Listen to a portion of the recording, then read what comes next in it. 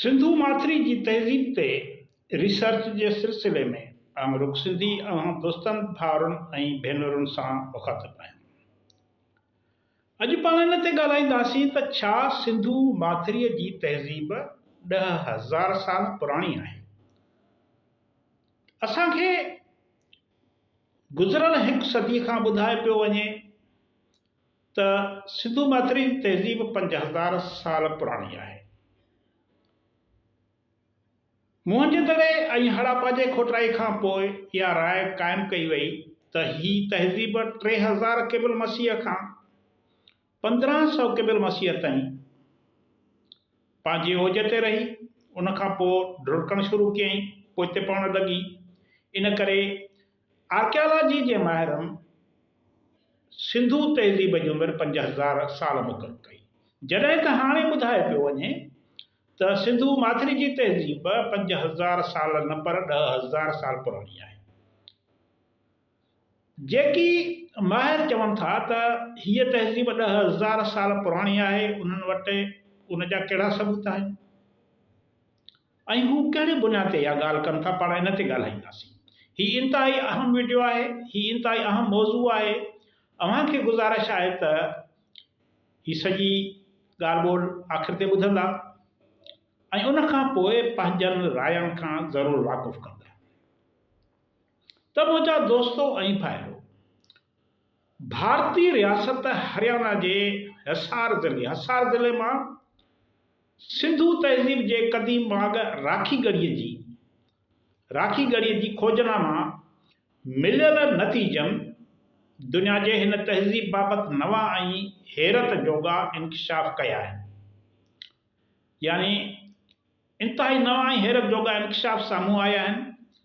दखन कॉलेज पुणे जे माहिरनि central archaeological survey of India ASI जे सहकार सां राखी गढ़ीअ ते कयल वधीक तहक़ीक़ दौरान हथ आयल इंसानी बाक़ियात मां इहो नतीजो कढियो आहे त सिंधु माथिरी जी तहज़ीब 5,000 साल आॻाटी न पर 8,000 साल क़दीम आहे।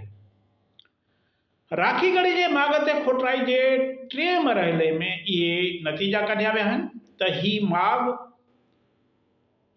गुज़िरियल 8 खां 10,000 सालनि खां आबाद रहियो आहे। हिन नई तहक़ीक़ सिंधु तहज़ीब बाबति अॻु क़ाइमु कयल नतीजनि खे तब्दील करे छॾियो आहे। इन करे सिंधु माथिरी जी तहज़ीब इराक़ जे मेसोपोटेमिया समेत मिस्र जे तहज़ीबनि खां तमामु घणी आॻाटी सभ्यता आहे, तहज़ीब आहे।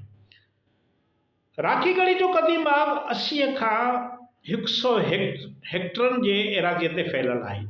राखी गढ़ी क़दीम सिंधु सभ्यता जे शहरी तमदन जे दौर सां वास्तो रखंदड़ बाग़ आहे। शहरी तमदन असीं उनखे चऊं था, जिन खे आर्कियालॉजी जा माहिर मैच्योर हर्टन फेस था चवनि, माना जंहिं वक़्तु हीअ तहज़ीब बालिग़ थी चुकी, मैच्योर थी चुकी। सिंधु तहज़ीब जे हिन क़दीम बाग़ राखी गढ़ी जे जेको पहिरियों भेरो 1997 खां 2000 ईस्वी ताईं खोटराई कराई वई।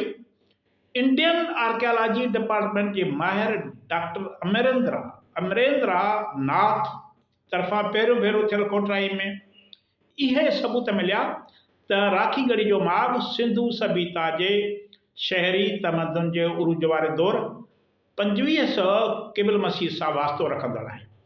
जॾहिं त हिन माॻ जी ॿियो भेरो खोटराई दखन कॉलेज पुणे तरफ़ां दुनिया जे मञियल माहिर आर्कियालॉजिस्ट प्रोफेसर वसंत शांदे तरफ़ां 2006 खां 2013 ताईं खोटराई कराई वई।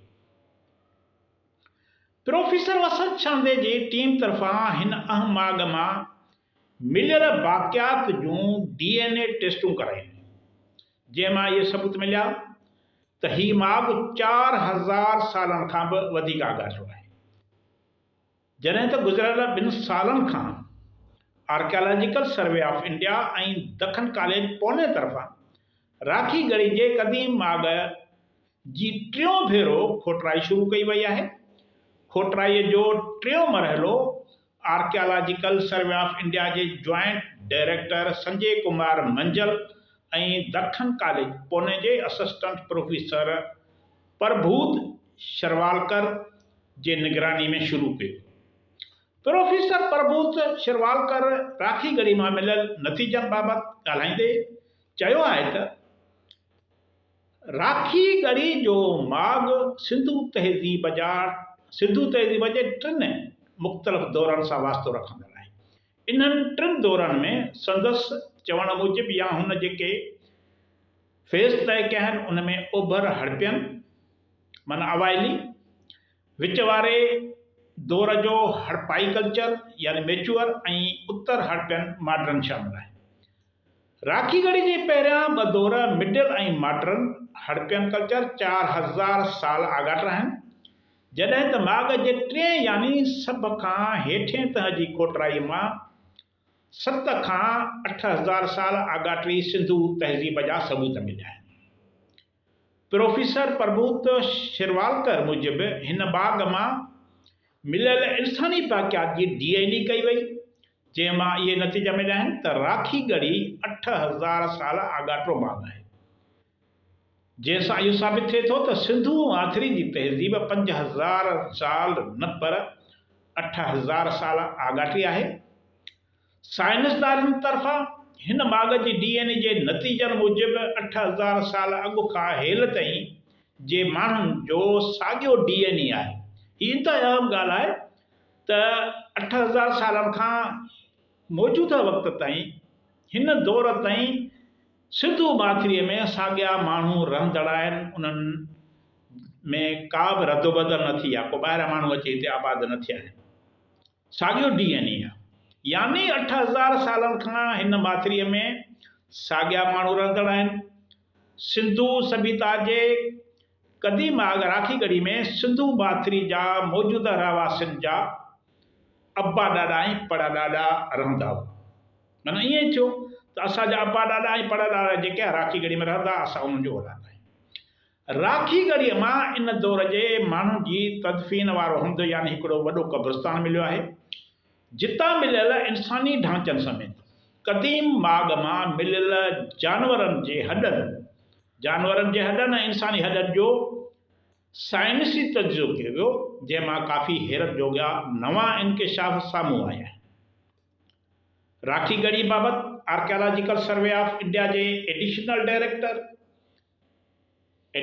डायरेक्टर जनरल अजय यादव जो चवणु आहे त हिन बाग़ जी खुटराई दौरान इंतहाई अहम दरियाफ़्तूं थियूं आहिनि, जिन में सोन ऐं चांदी शामिल आहे। माना उतां सोन ऐं चांदी मिलियो आहे, जॾहिं त चांदी ऐं कापर जा ठहियल ज़ेवर बि हथ आया आहिनि। राखी गढ़ी मां इंतहाई ख़ूबसूरत नमूने जा थांव बि मिलिया आहिनि, जिन में हिकिड़ो डिनर सेट बि शामिल आहे। माना तॾहिं माण्हू डिनर सेट बि इस्तेमालु कंदा हुआ। संदसि चवण मूजिबि त बेडरूम ऐं किचन जो तस्वर जेको हींअर मौजूदा दौर जो सम्झियो वञे थो, जॾहिं त सिंधु सभ्यता जे हिन माॻ में इंतहाई वेकरा ज़ेर ज़मीन घर बि मिलिया आहिनि, जिन जा अंगण वेकरा ऐं पाणीअ जे नेकाल यानी ड्रेनेज जो बि ख़ासि इंतिज़ाम थियल आहे। हिते अहिड़ा घर बि मिलिया आहिनि जेकी 2 खां 6 कमरनि ते मुश्तमिल आहिनि, माना वॾा वेकरा जंहिंमें को वेढ़ो रहंदो हुजे, 5-7 ख़ानदान रहंदा हुजनि। हिन बाग़ जी अहम ॻाल्हि उतां मिलियल पाइण जा कपिड़ा आहिनि, जिन मां अंदाज़ो थिए थो त राखी गढ़ी जा माण्हू इंतहाई फैशन कंदा हुया। हू ख़ूबसूरत डिज़ाइन जा कपिड़ा पहिरींदा हुया। इन्हनि कपिड़नि में रंग बिरंगी कपिड़ा, शाल ऐं कमीसूं बि शामिल आहिनि। प्रोफेसर शिरवालकर जो चवणु आहे, हू चवे थो त राखी गढ़ी मां मिलंदड़ शाहिदियूं ॿुधाइनि थियूं त उन दौर जा माण्हू अॼु जे दौर जेतिरा ई तरक़ी याफ़्ता हुया। तमामु वॾी ॻाल्हि आहे, तमामु वॾी दरियाफ़्त आहे हीअ त असांजो जेको कल्चर आहे अॻु छा हुयो, अॼु छा आहे।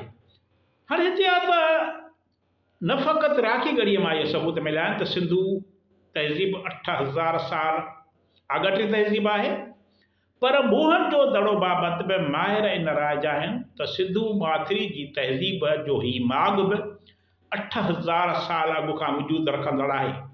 यानी हिते 8000 साल खां अॻु शहरी तमदन पंहिंजे उरूज ते हुई।